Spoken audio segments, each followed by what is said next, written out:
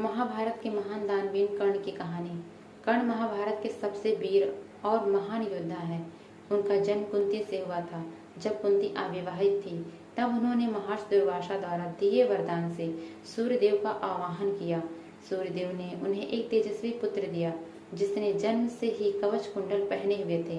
समाज के डर से कुंती ने उस नवजात शिशु को एक छोटे से संदूक में रखकर गंगा में बहा दिया।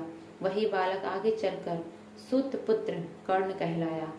गंगा में बहते हुए वह बालक अधिरथ नामक रथ चालक को मिला। अधिरथ और उसकी पत्नी राधे ने कर्ण को पुत्र के रूप में पाला।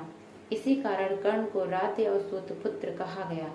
कर्ण बचपन से ही धनुर्विद्या में निपुण था, परंतु उसे क्षत्रिय न होने के कारण गुरु द्रोणाचार्य ने शिक्षा देने से मना कर दिया। तब कर्ण ने परशुराम को अपना गुरु बनाया।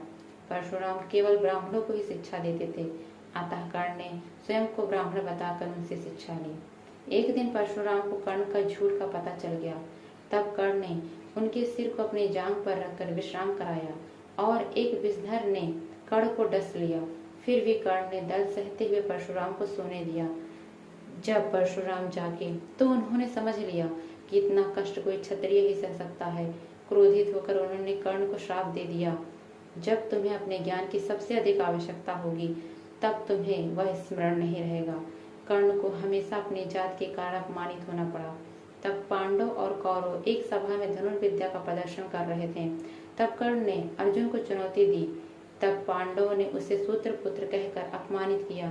तभी दुर्योधन ने उसे अंग देश का राजा बना दिया और उससे मित्रता कर ली। कर्ण ने भी जीवन भर दुर्योधन से मित्रता निभाई। कर्ण को अपनी माता कुंती के बारे में कुरुक्षेत्र युद्ध में सबसे पहले पता चला। कुंती ने उनसे पांडवों का साथ देने का आग्रह किया, परंतु कर्ण ने दुर्योधन से मिली मित्रता को निभाना उचित समझा। युद्ध में कर्ण ने अर्जुन को हराने का भरसक प्रयास किया, परंतु परशुराम के श्राप के कारण निर्णायक समय पर उसका दिव्यास्त्र स्मरण नहीं रहा। अर्जुन ने श्री कृष्ण के कहने पर अनुकूल परिस्थिति में कर्ण का वध कर दिया।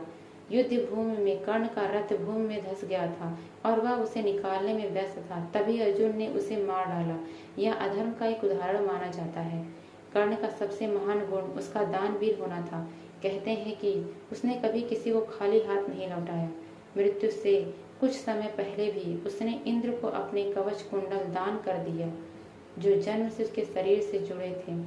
यही कारण है कि उसे दानवीर कर्ण कहा जाता है। कर्ण का जीवन त्याग, वीरता, मित्रता का प्रतीक है। वह जन्म से लेकर मृत्यु तक न्याय